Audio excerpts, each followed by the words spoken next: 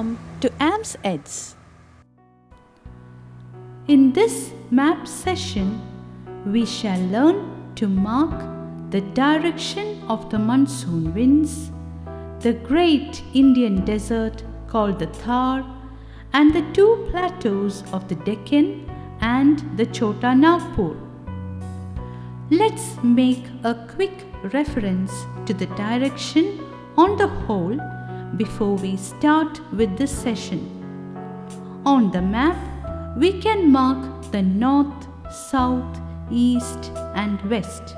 That means this is the northeast, this the northwest, this the southeast, and finally this will be the southwest. I have mentioned this to help you understand why the monsoon winds are named northeast and southwest, because you had learnt in the 9th standard that a wind is always named according to the direction from which it blows. Now let's begin. These winds are the southwest monsoon winds as they blow from the southwest. The southwest monsoon winds will blow from the sea to the land during the summer season.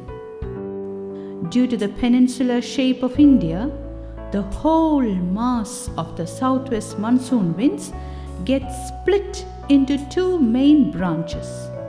The portion that blows across the Arabian Sea in the west is called the Arabian Sea branch of the southwest monsoons, and the portion that blows towards the Bay of Bengal in the east is called the Bay of Bengal branch.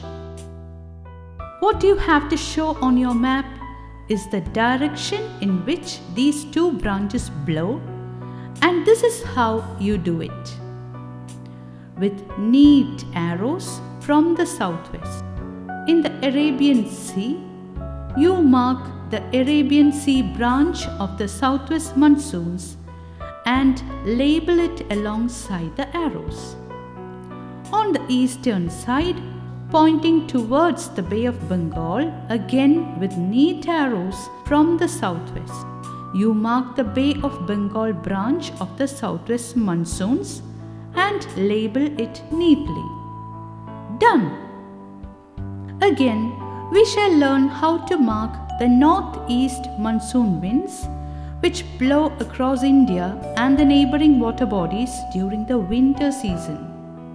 While the wind blows across the land, picks up moisture as it crosses the waters and blows towards the coast of Tamil Nadu, bringing rainfall to that region.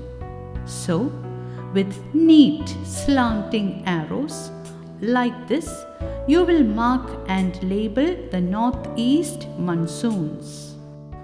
Always remember to mark according to the question that is asked and note the direction and labeling.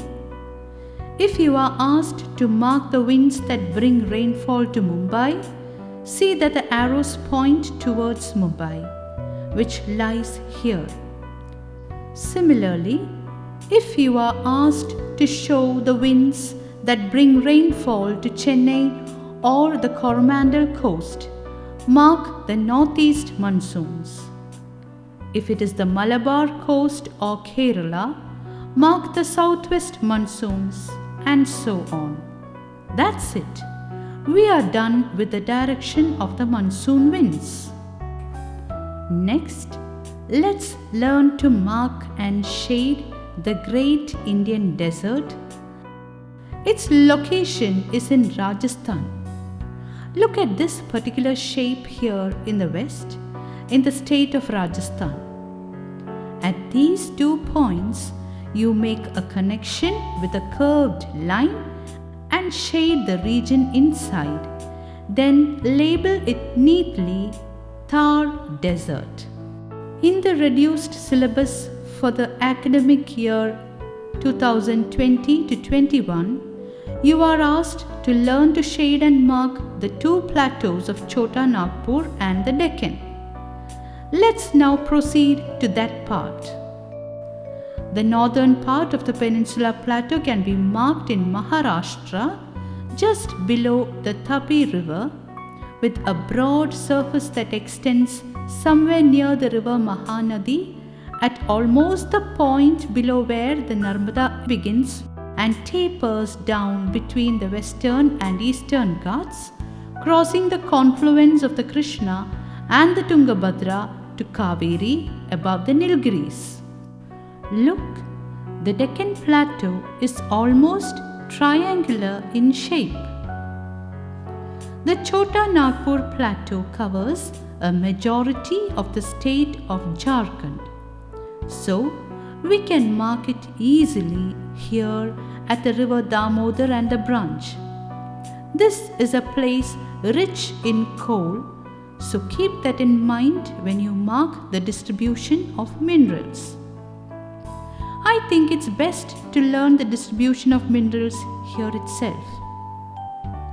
As we already know that Jharia in Jharkhand is rich in coal, that's where we mark it with this symbol, in the position where we marked the Chota Nagpur Plateau.